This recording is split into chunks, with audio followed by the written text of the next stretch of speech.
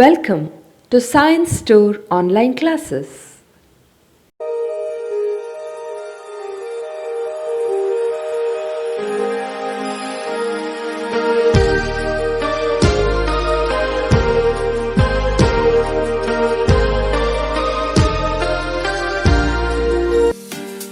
Don't forget to like our video and subscribe our YouTube channel for all the updates. Dear students, let us look at the fifth question on limits here. Limit x tends to 1, x raised to 15 minus 1, x raised to 10 minus 1. Well, remember, you can write this 1 as 1 raised to 15 as well. I am telling you that point because you know this formula. X raised to n minus a raised to n divided by x minus a is equal to n into a raised to n minus 1. Right? Are you familiar with this formula? Yes. Well, now in the denominator you need to have x minus a. That means in the denominator you need to have x minus 1 here. Similarly, this is like x raised to 10 minus 1 raised to 10. This is 1 raised to 15, let us say. Alright, so here also in the denominator you must have x minus 1. Therefore, what do? Divide the numerator and denominator by x minus 1 because a is 1. So, that's what we will do in the first step.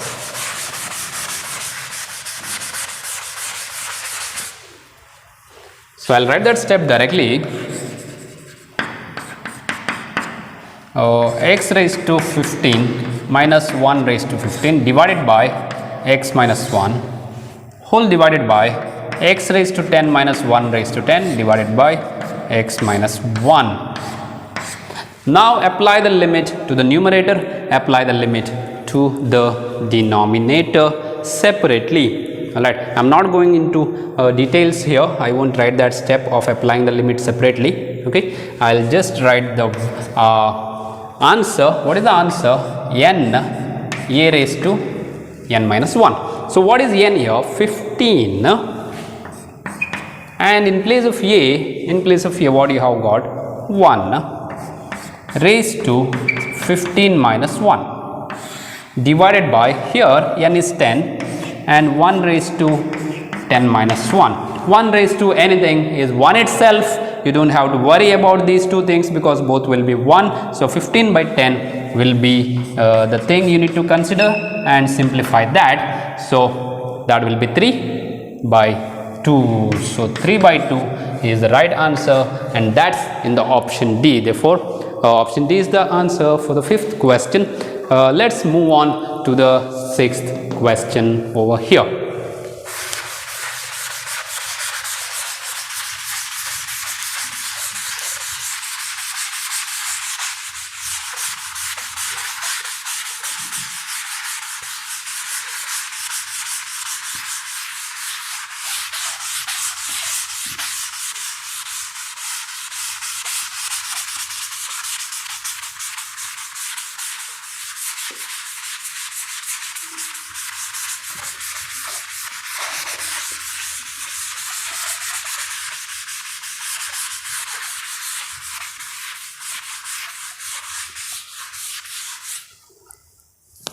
Alright, let us move to the sixth question, and here you have x tends to 0.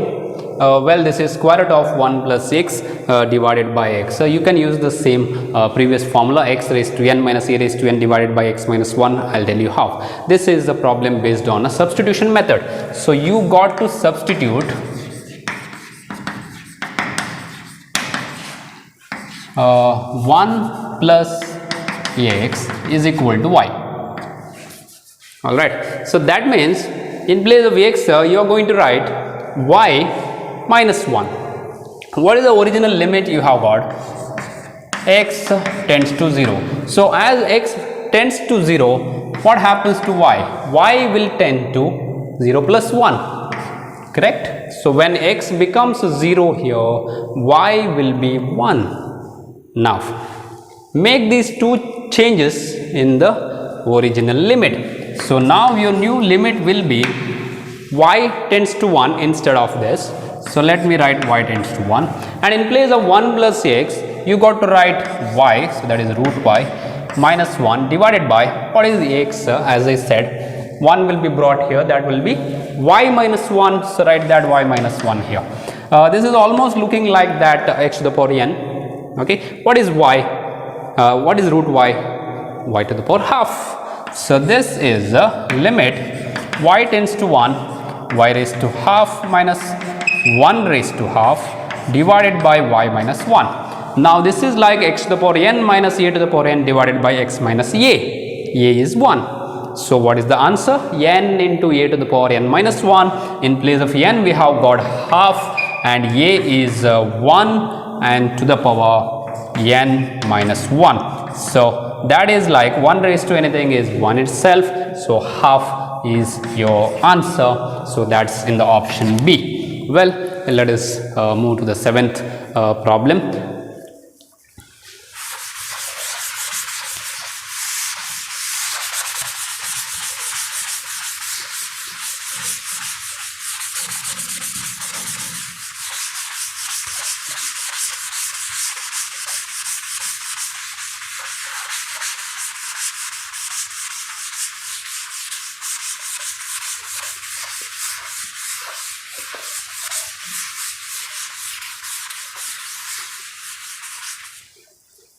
Well, look at the 7th problem, dear students. You have limit x tends to 1 and 1 minus x to the power minus 1 by 3 and 1 minus x to the power minus 2 by 3.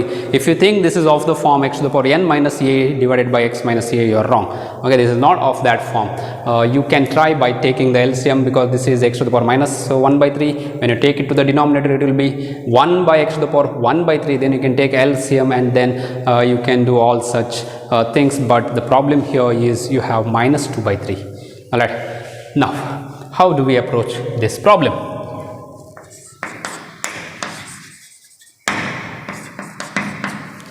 What we'll try to do is, we'll try to cancel this factor. So directly substitute 1 here, that will be 1 minus 1, this also 1 minus 1, 0 by 0, indeterminate form, correct? So direct substitution doesn't work, it doesn't work, so we'll get indeterminate form. Therefore, we have to try to factorize and cancel one factor, the factor which is causing it to become 0 on the numerator as well as in the denominator, and then apply the limit. That's the method we are using here. So x to the power minus 1 by 3, right, and divided by, look at this is 1 square, which is 1, and this is x raised to minus 1 by 3 the whole square. So I am getting here a square minus b square form. That can be written as a minus b into a plus b. That's the thing I am going to write next. So this is 1 minus x to the power minus 1 by 3, fine. And here 1 minus x to the power minus 1 by 3, which is a minus b, into a plus b form, that is 1 plus x to the power minus 1 by 3. So cancel out this factor totally. Okay, so x is not equal to 1, almost becoming 1. So this is not 0. Well, so limit x tends to 1, 1 by 1 plus x to the power minus 3 minus 1 by 3 will be the thing that's remaining here. Now put x tends to 1 here. Okay, so when you put 1 in place of x, so this will be 1 raised to minus 1 by 3. 1 raised to anything is 1 itself, correct? So this is 1 by 1 plus 1, which is 1 by 2 again. So option B is the answer for 7th question as well. Let's move to the last question of today's class.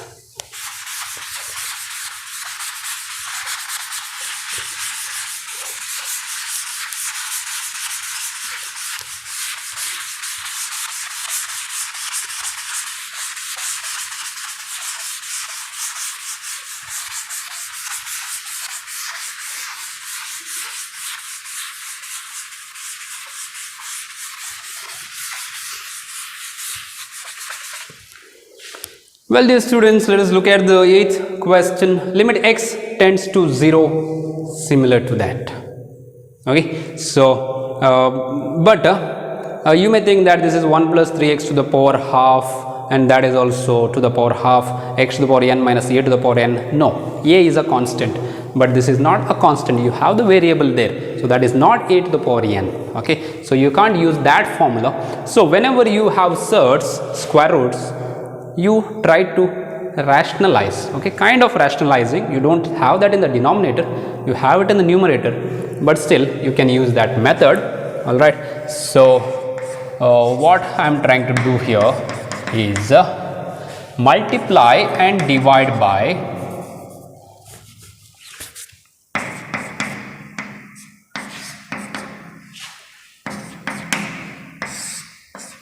multiply and divide by 1 plus 3x plus root 1 minus 3x divided by root 1 plus 3x plus root 1 minus 3x. Here you had minus, so you multiply and divide by the plus term. Okay, so positive term. Now this is a minus b into a plus b, so you can write a square minus b square. So write this step for your understanding, otherwise you could write the direct answer as well.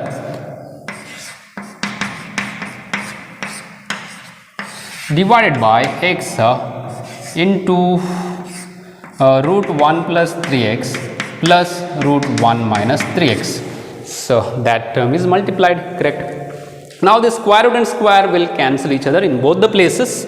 So you will have limit x tends to 0, and this is 1 plus 3x minus 1 minus 3x divided by x into root 1 plus 3x plus root 1 minus 3x. Well, so next you can multiply this minus inside, that will be minus 1 and plus 3x. So 3x plus 3x is 6. 1 and minus 1 cancel.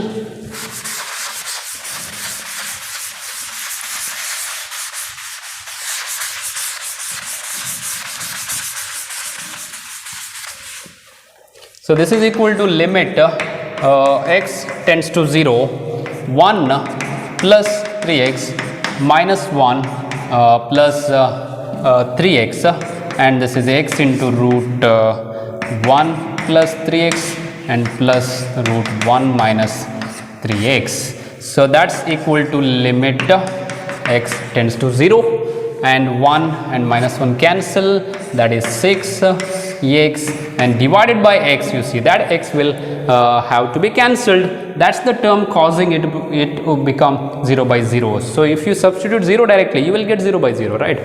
Because this part is 0, root 1 minus root 1, 0, and this is 0. So 0 by 0 it is actually.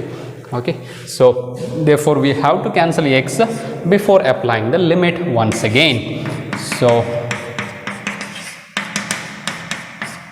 now cancel x. So cancel out this term. After cancellation, substitute the limit. So this is 6, and if you put 0 here, you will get root 1 plus root 1, which is 6 by 2. Hence the answer is 3, and that's in the option D. Therefore option D is the right choice for the question number 8. So that's it for today's class. We'll see you in the next class with few more examples. So thank you for watching. Don't forget to like our video and subscribe our YouTube channel for all the updates.